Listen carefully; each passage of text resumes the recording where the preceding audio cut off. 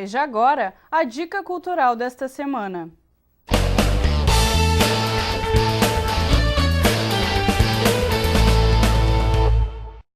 A minha dica cultural para o dia de hoje é a visita ao museu, na exposição Relíquias e Raridades, onde você pode observar peças de grande valor histórico, como os fragmentos do Muro da Babilônia, entre outras peças, e que contam um pouco do passado, dos objetos que foram fabricados para o dia a dia e que depois foram aprimorados e que ajudaram muito ao modo de vida que a gente tem hoje no cotidiano.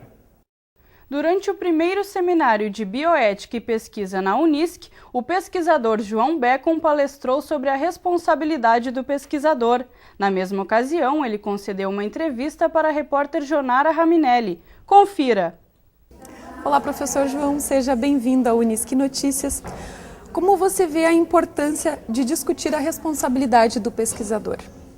Eu acho que é um papel cada vez que é importantíssimo, é um tema cada vez mais atual, a gente discutir a questão da responsabilidade do pesquisador, justamente por todas as consequências que uma pesquisa pode ter envolvendo seres humanos, ou seja, também uma pesquisa simplesmente de publicação, que eu acho que também a gente está cada vez mais debatendo o tema da responsabilidade do pesquisador com a sua publicação, com a sua metodologia, com os dados que ele apresenta, até por causa dos próprios danos que isso pode gerar numa escala vamos dizer assim, que hoje a publicação está internacionalizada, as pessoas têm acesso e isso também tem que ter uma responsabilidade com os dados que ele apresenta, né?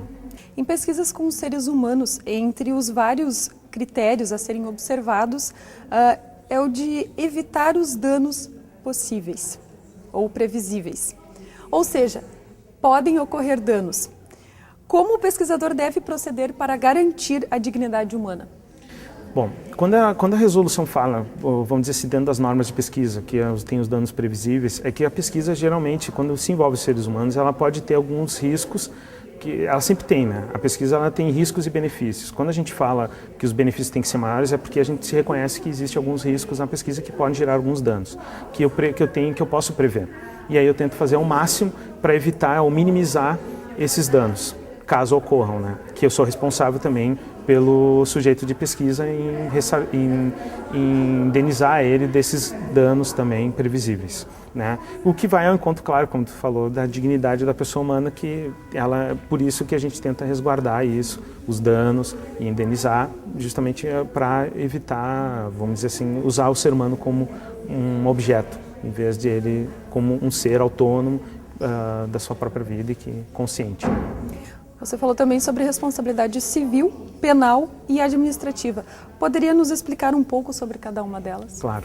A responsabilidade civil, ela pode ser um dano geral que pode decorrer da pesquisa, um dano previsível, vamos dizer assim, indenizável, de uma forma, vamos dizer assim, determinada, que pode ser um dano material, que a gente chama, que é algum tratamento que tu tem que alcançar, ou algum outro medicamento que tu teria que alcançar que não foi previsto, por exemplo, ou pode ser indeterminável, que seria um bem, por exemplo, moral, dano moral, por exemplo, que é um dano que ele também pode estar acarretado a indenizar o sujeito de pesquisa. Por exemplo, se ele não respeita o próprio sigilo, que ele é responsável pelos dados, ele divulgou algum dado que prejudicou o sujeito de uma forma na sociedade, ele tem direito sim à indenização, por exemplo, por danos morais. O dano penal, por exemplo, quando a gente fala de responsabilidade penal, é porque se ele também tem determinados crimes que ele pode se enquadrar, o pesquisador, com a consequência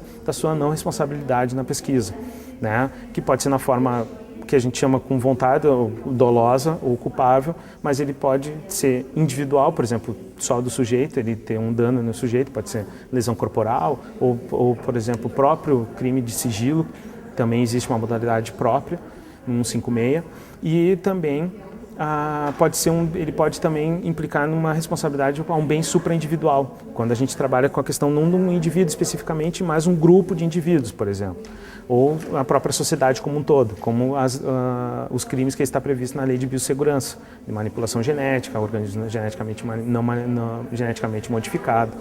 E por último, a responsabilidade administrativa, ela também pode ser de uma caráter material, por exemplo, tu ressarcir um valor que foi alcançado a ti, por um órgão de fomento e por tua não responsabilidade, ele tem que ser devolvido, vamos dizer assim, porque tu não agiu dentro das regras do jogo, propriamente dito, dentro da pesquisa que tu falou, da tua metodologia, ou mesmo pode ser punitivo.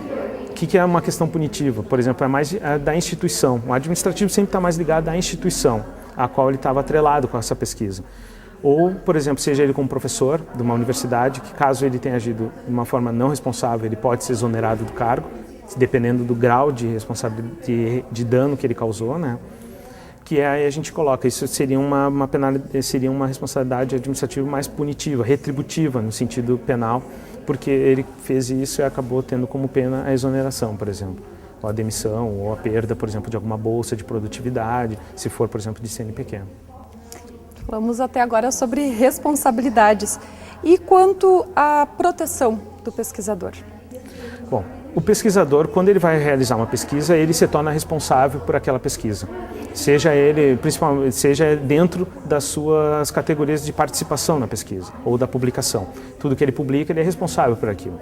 Então, ele tem que se proteger, na verdade, se precavendo, observando essa responsabilidade. O que ele tem que fazer? Ele tem que ter uma metodologia clara para se proteger, para mostrar que realmente ele agiu conforme dentro da sua metodologia, com seus objetivos claros, mostrando que ele fez todo o possível para evitar o dano, mostrando que ele não é culpável por determinadas atitudes que foi feita, por exemplo, arbitrariamente pelo sujeito de pesquisa, sem o conhecimento dele. Pode acontecer. Bom, mas como é que ele se precavê? Como é a proteção dele? É justamente como ele monta o protocolo da pesquisa dele. O Unisc Notícias desta semana fica por aqui. Até a próxima edição.